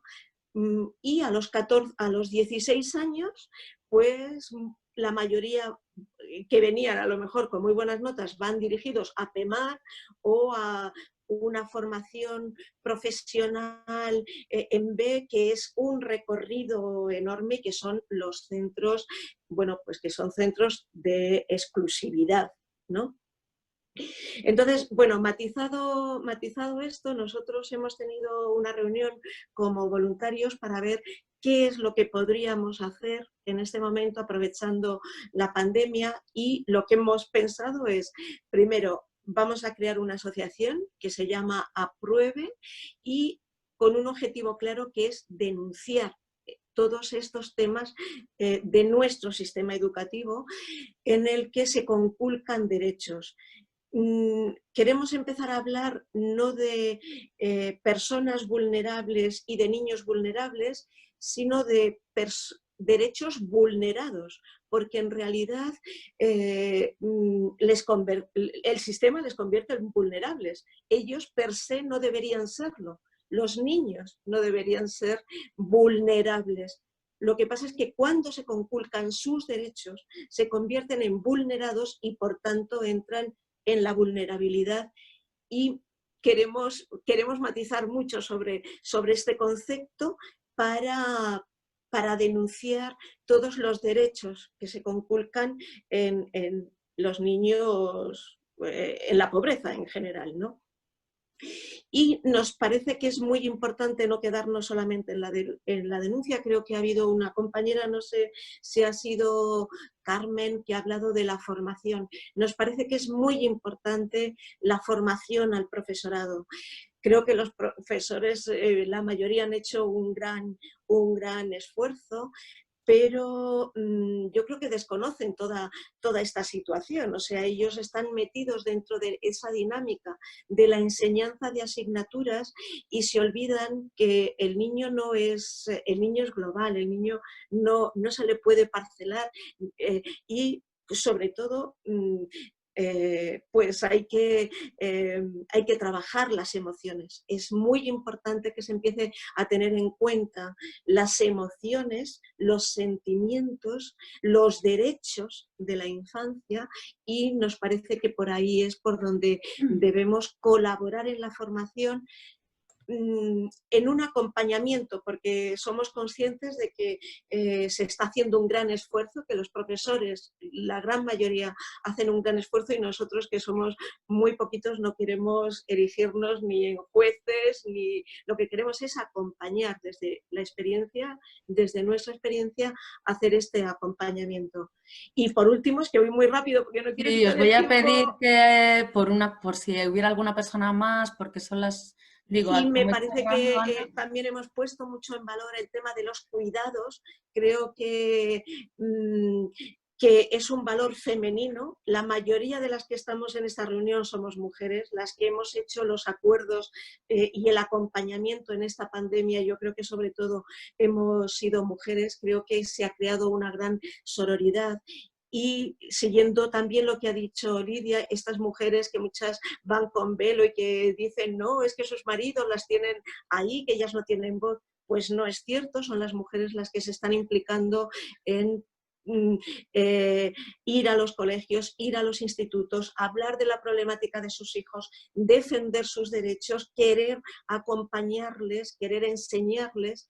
Y bueno, pues me parece que esto también como algo importante, ¿no? La gran importancia del cuidado y ponerlo en valor como una acción femenina y feminista. Y nada, gracias por vuestra atención.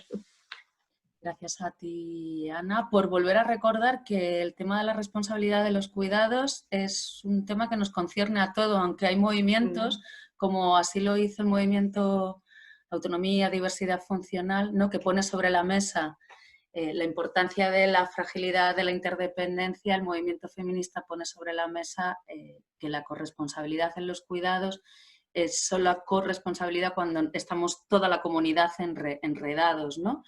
Hemos abordado mucho el tema de la infancia. Yo os iba escuchando a todas y pensaba mucho en el papel de las mujeres, ¿no? Justo por ese mandato de género de que la responsabilidad de los cuidados recae sobre solo un grupo y no sobre todos. Al final, el COVID, el confinamiento y las medidas que se han puesto en marcha no garantizan o no terminan de garantizar esos derechos básicos de la infancia, que también es sostenida por estructuras familiares que son polimorfes, ¿no? Que son diversas, pero que seguro que siempre tiene detrás al menos una mujer, ¿no? Que intenta conciliar, que intenta buscar empleo, que intenta sobrellevar las rupturas y las separaciones y los confinamiento, que busca sostener su propia vida, ¿no? Su propio confinamiento. A veces nos olvidamos de que todas también somos personas que han pasado por esa misma situación. Y eso ha dejado huella en nuestros cuerpos, no solamente ha dejado huella en los barrios, ¿no? Eso quizás es para el encuentro de septiembre, daría como también mucho que hablar, porque desde el espacio hemos recogido muchas atenciones individuales de mujeres con menores que además han tenido que sobrellevar esos despidos, esos ERTEs que generaban nuevas situaciones en las que no sabías cuándo ibas a cobrar, separaciones, duelo, bueno, ese compendio, ¿no? Que he comentado antes. Luego he pensado mucho también yo antes trabajaba en temas de soledad no deseada e intentamos generar una nueva categoría dentro de las diferentes dimensiones de la soledad, ¿no? La social, la emocional.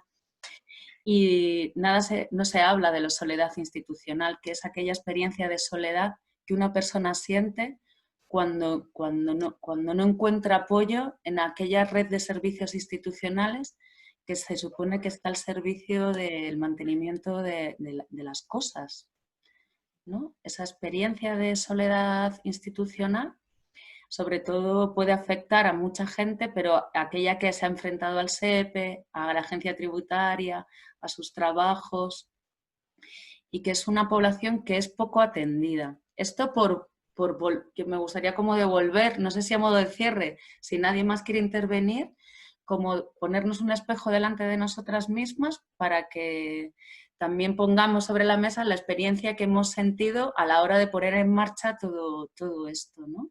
Desde nuestra propia vida atravesada hasta cuando hemos tenido que acompañar a otras personas a las citas de servicios sociales, a los bancos de alimentos, a los roperos, a las casas, ¿no? Como hacía Lidia, que ha tenido que irse. ¿No? Y que eso también está ahí, ¿no? Cuando más se habla de la soledad no deseada como un mal endémico de las sociedades individuales, productivistas, que segregan, ¿no?, a la población, de repente el COVID vuelve a reforzar esos determinantes que están detrás de las soledades urbanas. Bueno, esta es mi reflexión, por no enredarme. No sé si ¿alguien más quiere hacer algún comentario? Si no, cerramos por no morir de calor en el intento. Se ha ido la compañera del CMS, me hubiera parecido muy interesante porque ellas trabajan temas de nutrición, alimentación, bueno, todo lo que tiene que ver con actividades de la vida cotidiana. La salud está detrás también de los malestares y esa salud viene determinada por todas las cosas que hemos hablado en esta mesa, ¿no? Así como Amalia, desde los temas de soberanía alimentaria, Puerto Mundo, también, bueno, como que hay grandes reflexiones que compartir, ¿no?, al hilo de lo que ha hecho Ana. Y Emilia, me quedo con ganas de escuchar ese... Bueno, a ver, yo quiero decir, estoy de acuerdo. Primero agradeceros este encuentro porque yo creo que esto sí que crea red y son muy necesarias, lo hemos comprobado en este confinamiento. Y es que estoy totalmente de acuerdo con lo que se ha dicho. Yo creo que este confinamiento o la COVID lo que ha puesto es la lupa sobre las desigualdades que ya existían. O sea, no, simplemente es que ha puesto la lupa ahí y yo espero que las instituciones pues que no se vuelvan a tapar los ojos. Yo creo que también la población civil tenemos que encargarnos de que no lo hagan, pero yo creo que ha sido tan evidente que me parece difícil y me parecería vergonzoso que siguieran tapando esta situación. Después yo creo que claro que ha habido una desescolarización. La escolarización no solamente es ir a la escuela y ocupar una silla, y mucho menos ponerse delante de una pantalla, o sea que realmente sí que la ha habido. Yo creo que ha habido una gran vulneración de los derechos de los débiles y por lo tanto de los niños y de las niñas. Yo creo que esa vulneración ha sido así. Desde un principio se crearon protocolos para atender las necesidades de todos, incluido de las mascotas, que me parece muy bien, pero en cambio los niños han sido los más confinados, o sea, no podían ni salir a la compra. Niños que necesitan que les dé el sol, correr por el campo, tocar la tierra, todo eso lo han tenido negado más que nadie, porque en un principio ni siquiera ellos podían salir. Entonces después ha habido una gran preocupación para que se activasen muchísimas cosas, ¿no? De la economía, de los bares, de muchísimas cosas. Y en cambio la escuela ha permanecido cerrada. Y cuando se ha hablado de abrir la escuela, creo que no ha sido por atender las necesidades de la infancia, sino que ha sido para poder conciliar la vida familiar con la laboral. Situación que me parece que no debería recaer en la escuela, debería recaer pues efectivamente en las empresas. Entonces se ha reactivado la escuela para que las familias pudieran ir a trabajar, pero no por tener en cuenta los derechos de los niños. Entonces me parece que se ha hecho poca fuerza desde el profesorado, desde los sindicatos desde luego, y yo eso lo he echado en falta y lo sigo echando en falta, es que se ha cuidado mucho a los trabajadores, que me parece muy bien, al profesorado, pero no se ha tenido en cuenta cuáles eran los derechos de la asistencia a la escuela de esos niños. Entonces me parece que eso, bueno, pues que ha faltado, y después en la nueva normalidad lo que está previsto es expulsar a las familias de las escuelas. Entonces es una forma de entender la educación pues que nada tiene que ver con lo que es la educación. O sea, las familias tienen que estar incluidas, y no solamente las familias, sino toda la comunidad y toda la sociedad incluida en la escuela. Eso va a quedar totalmente fuera. Entonces parece que la COVID también nos ha venido a reforzar en ideas que ya existían y que ahora encima van a estar justificadas. Entonces yo creo que una de las peleas mayor tiene que ser para que eso no sea así. O sea, si entendemos que las familias tienen que estar dentro de la escuela, habría que crear protocolos para que eso fuera así. Y el protocolo, desde luego, no es que lo dejen en la puerta de la escuela y que los niños entren y la familia se quede fuera.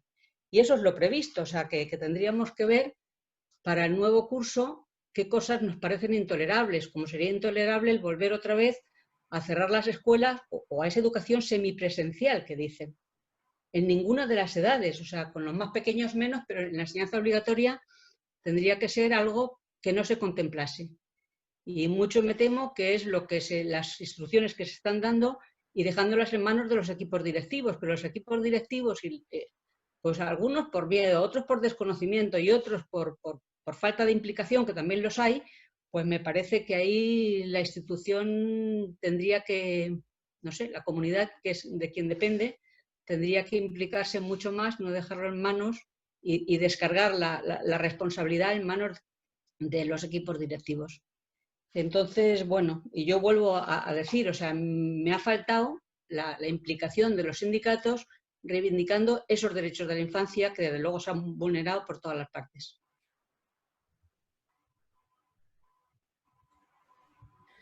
Amalia, sí. Quería decir... perdón. Sí, yo voy a ser muy concreta. Bueno, yo aquí en Córdoba estoy ahora intentando diseñar un proyecto en uno de los barrios de la zona del sur, que de las que han sido, en las que se ha visto más desnudada la existencia de las desigualdades, ¿no?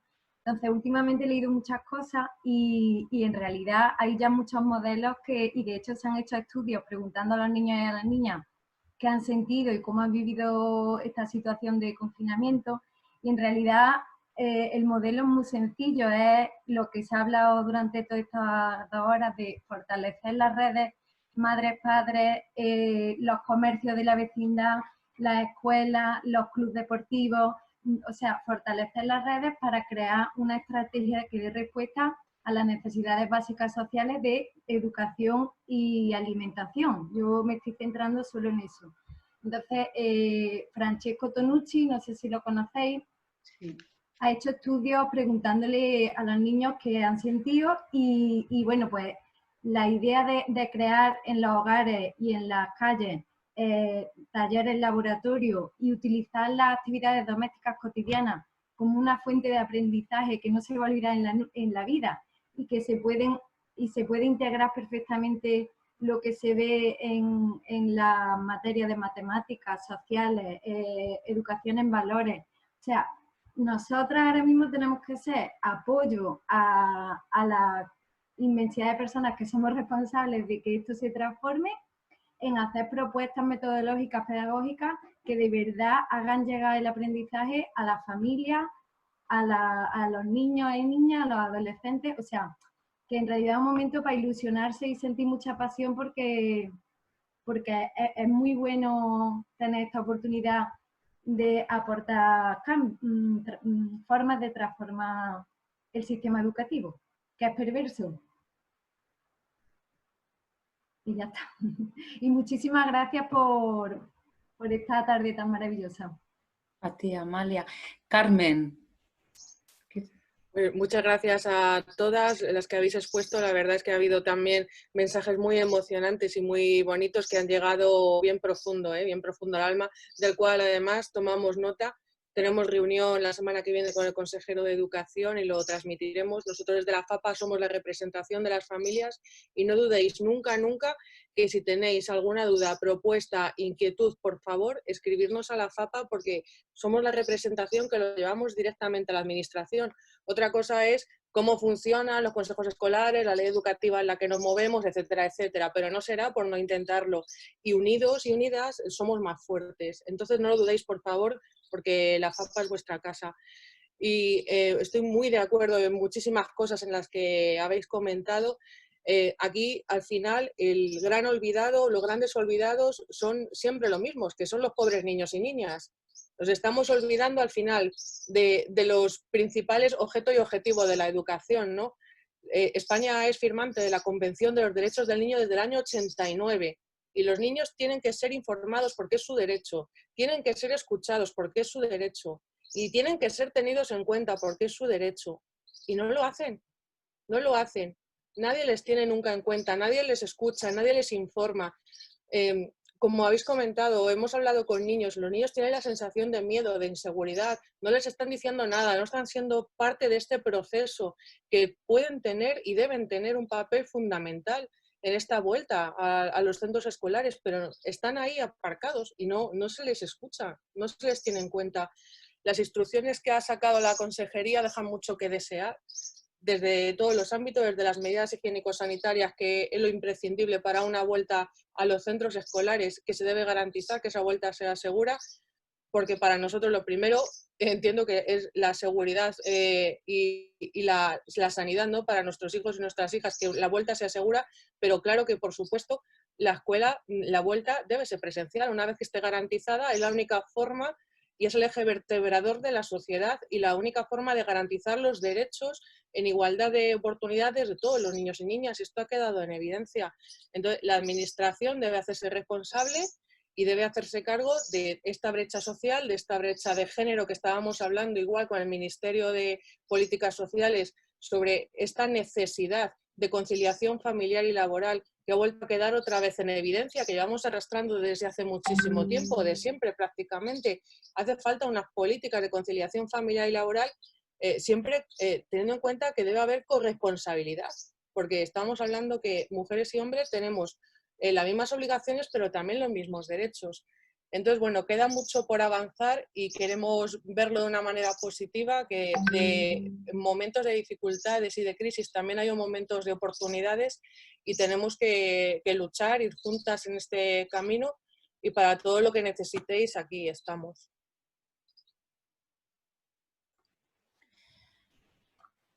Pues, a no ser que alguien quiera meter algún apunte más, yo con esta recogida, ¿no?, con esta petición que nos hace Carmen y también la petición que nos ha hecho Javier de continuar viéndonos a partir de septiembre, cerraría el encuentro de hoy. Si os parece, no sé, Marta, Carmen o Emilia. No, yo una frasecita, que muchísimas gracias, Mari Carmen, por vuestra apertura.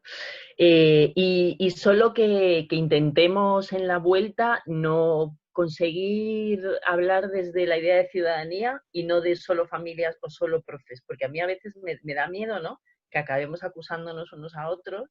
Y es verdad que ha habido profes increíbles, equipos directivos que han abierto, aunque no era la directriz, que han abierto sus centros para hacer reparto de material y de alimentos y que lo han dado todo, pero desde, digamos, desde la institución educativa no era eso lo que los decían. Entonces, los que no lo han hecho y se han limitado a la educación online, sabemos que eso ha sido vulnerar el derecho a la educación, pero no es su responsabilidad, sino la responsabilidad de sus jefes, ¿no? Entonces, desde valorar quién se ha atrevido, pero tampoco acusar a quien no lo ha hecho, que intentemos construir un diálogo sobre cómo puede ser esa escuela presencial, sabiendo que el COVID va para largo, que no es que mañana va a aparecer la vacuna. Y ya no me enrollo. Muchas gracias, Sandra. A vosotras por estar ahí a pie de cañón. Poco más que decir, es que como me ponga a seguir cerrando, me voy a abrir yo un nuevo debate, un poco por recoger esto, el motivo por el que Javier la educativa fuera del aula, fuera de lo que es el espacio asignado al centro educativo. Es un lugar ocupado dentro de un barrio, dentro de un distrito y dentro de algo que se espera sean relaciones comunitarias. Y digo que algo que se espera porque es algo que desafortunadamente todavía está por construir. Y hay activos en salud, ¿no?, por lanzarle otro guiño a la compañera del CMS, como son los centros educativos, como son los espacios de igualdad, como son las propias plazas donde se han producido asambleas intentando cumplir todas las normas sanitarias que sirven para el encuentro de la gente, para apoyarse en sus necesidades más básicas, en aquello que no, como más instrumental, más emocional, más cercano.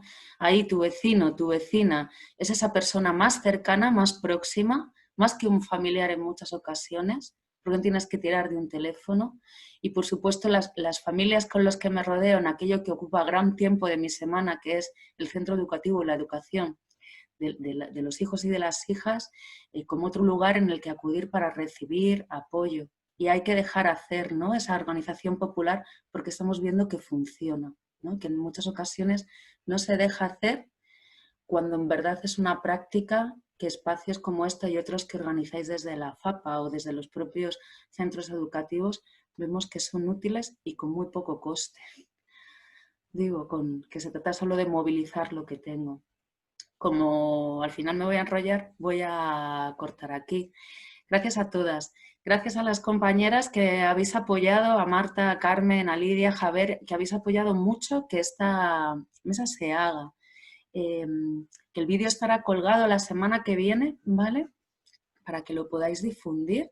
Esto es un conocimiento de todas y que ahora en cuanto acabe os mando la documentación, ¿vale? Que Carmen y Marta han presentado y el plan de choque que no lo han presentado, pero que también lo podéis conseguir en internet, creo. Yo lo estuve buscando, hay un resumen, sí. Y que quedáis convocadas para septiembre u octubre, pero nos volveremos, nos vamos a volver a ver. Espero que no sea por Zoom, espero que sea en el barrio, en alguno de estos espacios que han estado hoy aquí, que seamos más gente y que hayamos descansado este verano también, ¿vale? Eso, un poco de salud y bienestar, porque es importante para seguir haciendo cosas. Bueno, pues un placer disfrutar estas 5 horas de sol y nos vemos dentro de poco. Muchísimas gracias a todas. Gracias. Un abrazo. Hasta luego. Muchas gracias. Sí, Chao. muchas gracias. Chao. Gracias. Chao.